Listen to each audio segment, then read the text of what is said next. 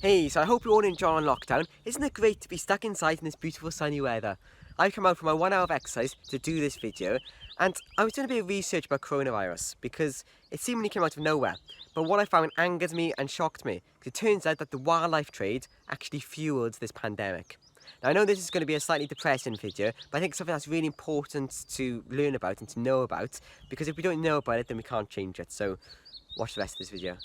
Now for a bit of background. So the COVID-19 outbreak began in the Chinese city of Wuhan in a so-called wet market. Now a wet market is a market that sells fresh meat and live animals. These animals range from scorpions to rats, bats, crocodiles, wolf pups, civets, as well as animal products such as tiger bones, but also more conventional animals such as chickens. So these wet markets are found across China as well as in many other parts of the world. And they're not very well regulated, so they tend to sell a range of illegal and legally traded wildlife. As you can imagine, with all these different animals and it not being very well regulated, it's not a very hygienic environment. You have saliva, feces, urine and blood from freshly slaughtered animals all mixing together in this environment. And of course the wildlife that is sold at these markets aren't really meant for human consumption, and by that I mean they weren't bred for human consumption. So this means that some of the species that are sold in these wet markets act as virus reservoirs and carry a huge amount of different diseases on them, and this would include species such as bats and rodents. Now, diseases that are transmitted from animals to people are called zoonoses. Zoonoses? I can't say that word properly. And they include many diseases that you may have heard of.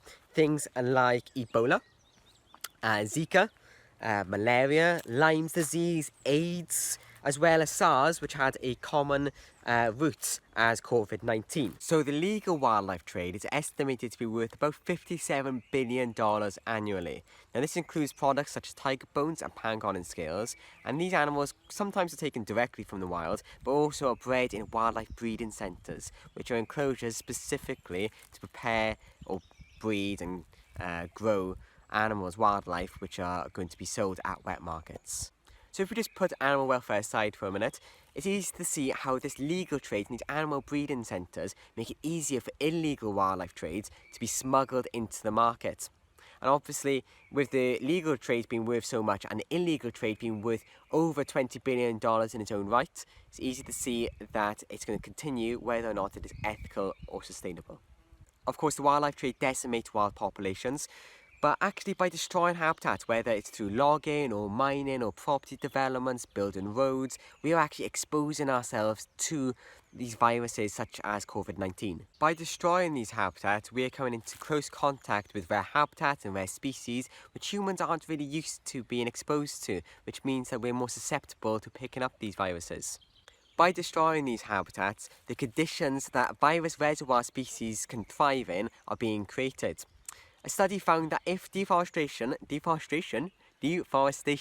increased by 4% in the Amazon, then the incidence of malaria would increase by 50%. On top of that, the development that usually coincides with the destruction of these habitats is usually built quickly and poorly to house lots of people in cramped conditions, a hotbed for disease transmission.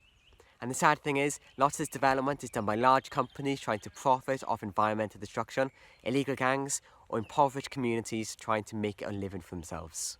If we want to stop global pandemics, if we want to stop the climate catastrophe and the extinction crisis, then we've got to get to the root cause of all three of these. We've got to change the political and economic conditions that allow for the ecosystem destruction that fuel all three of these.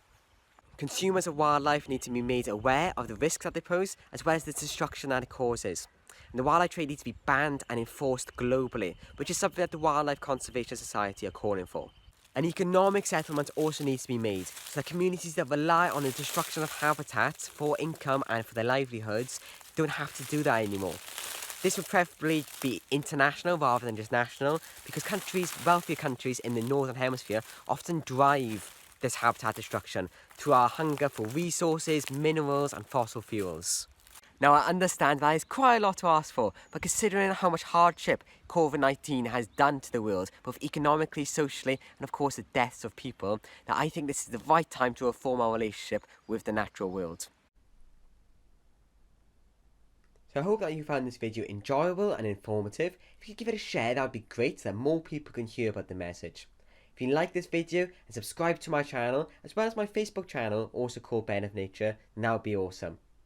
And of course, please practice social distancing and stay safe. See you again soon.